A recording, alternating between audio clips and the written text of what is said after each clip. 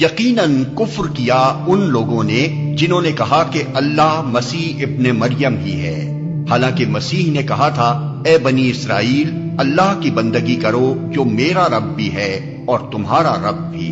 جس نے اللہ کے ساتھ کسی کو شریک ٹھہرایا اس پر اللہ نے جنت حرام کر دی اور اس کا ٹھکانہ جہنم ہے، اور ایسے ظالموں کا کوئی مددگار نہیں۔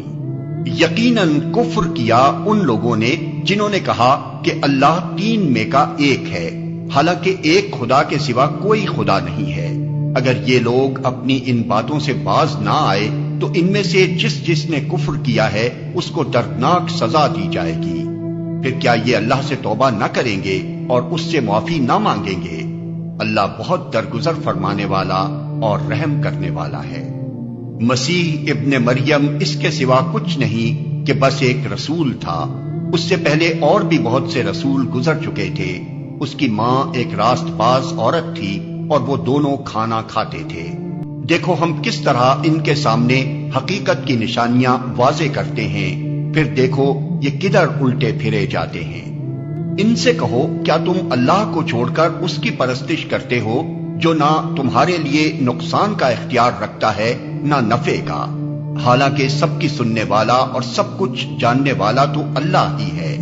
کہو اے اہل کتاب اپنے دین میں ناحق غلو نہ کرو اور ان لوگوں کے تخیلات کی پیروی نہ کرو جو تم سے پہلے خود گمراہ ہوئے اور بہتوں کو گمراہ کیا اور سوا سبیل سے بھٹک گئے۔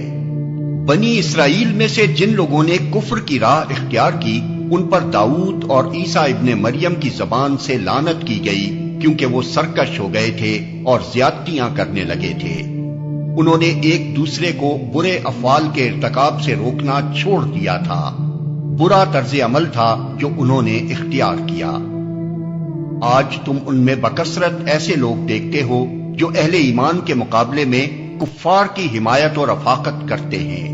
یقیناً بہت برا انجام ہے جس کی تیاری ان کے نفسوں نے ان کے لیے کی ہے۔ اللہ ان پر غضبناک ہو گیا ہے اور وہ دائمی عذاب میں مبتلا ہونے والے ہیں۔ اگر فی الواقع یہ لوگ اللہ اور پیغمبر اور اس چیز کے ماننے والے ہوتے جو پیغمبر پر نازل ہوئی تھی تو کبھی اہل ایمان کے مقابلے میں کافروں کو اپنا رفیق نہ بناتے، مگر ان میں سے تو بیشتر لوگ خدا کی اطاعت سے نکل چکے ہیں۔ تم اہل ایمان کی عداوت میں سب سے زیادہ سخت یہود اور مشرکین کو پاؤ گے، اور ایمان لانے والوں کے لیے دوستی میں قریب تر ان لوگوں کو پاؤ گے جنہوں نے کہا تھا کہ ہم نصارہ ہیں۔ یہ اس وجہ سے کہ ان میں عبادت گزار عالم اور تارک الدنیا فقیر پائے جاتے ہیں اور ان میں غرور نفس نہیں ہے۔ جب وہ اس کلام کو سنتے ہیں جو رسول پر اترا ہے تو تم دیکھتے ہو کہ حق شناسی کے اثر سے ان کی آنکھیں آنسوؤں سے تر ہو جاتی ہیں۔ وہ بول اٹھتے ہیں کہ پروردگار ہم ایمان لائے، ہمارا نام گواہی دینے والوں میں لکھ لے، اور وہ کہتے ہیں آخر کیوں نہ ہم اللہ پر ایمان لائیں اور جو حق ہمارے پاس آیا ہے اسے کیوں نہ مان لیں، جبکہ ہم اس بات کی خواہش رکھتے ہیں کہ ہمارا رب ہمیں صالح لوگوں میں شامل کرے گا۔ ان کے اس قول کی وجہ سے اللہ نے ان کو ایسی جنتیں عطا کی جن کے نیچے نہریں بہتی ہیں اور وہ ان میں ہمیشہ رہیں گے۔